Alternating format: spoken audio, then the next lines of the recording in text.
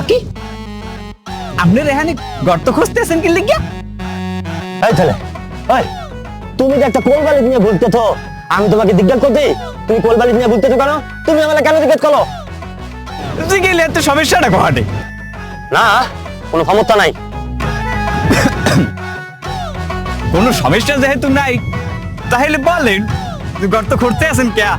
বলবো না। হ্যাঁ কা কইবেন না কা?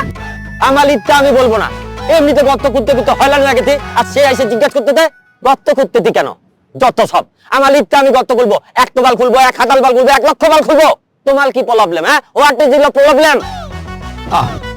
একটা কথা জিগাইলাম ঠাস করে চেকতে গেলেন। টাকা আমার ইচ্ছা আমি তেতবো, হাত কইলা তেতবো, থুত কইলা তেতবো, থাত থু দুধ দাঁত দেমলে কুদি তেমলে তেতবো। এই তুমি খাবার কে? হ্যাঁ, খাটাস বুড়িয়া। এই যে শুনেন,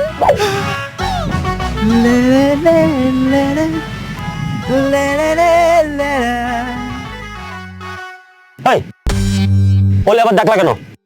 তুমি চুপ থাকো। আপনি জানতে চাইলেন না মাটিতে গর্ত কেন খুঁড়তেছি? আসলে বালির নিচে গলা পর্যন্ত চাপা থাকলে শরীরে অসুখ বিসুখ দূর হয়, শরীরে সৌন্দর্যও বাড়ে। তাই নাকি? হ্যাঁ, এটা জাপানিজ থেরাপি।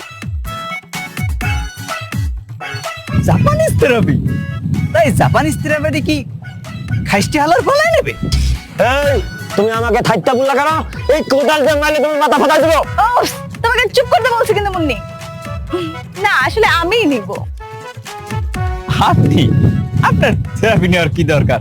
আপনি তো এমনিতেই অনেক সুন্দরী। এটাই তো আমার রূপের রহস্য। আপনি নেবেন নাকি? আমি আপনার সাথে এক করতে? ও নো, তুমি আমার কেলে কি থাহ কি থক? ওর সাথে একসাথে গর্ত দিবে, গর্ত খুঁজে পাইতো না, ফালতু ঠেলে কোথাকার। মুন্নি চুপ থাকো, কতবার বলবো? না, আসলে আমরা আলাদা আলাদা পাশাপাশি গর্তে থাকবো। আমি রাজি, আমি থেরাপি নেব। তাহলে নেমে যান।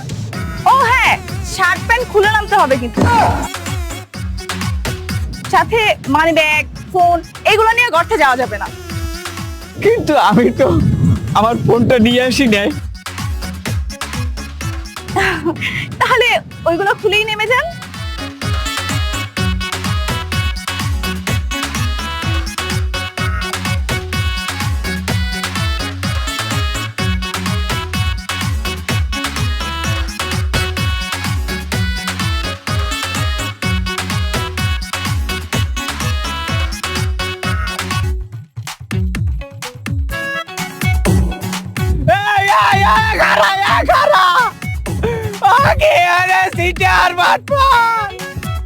আমার টাকা পয়সা বাড়ি ব্যাগ জামা কাপড় সব লেগে গেছে।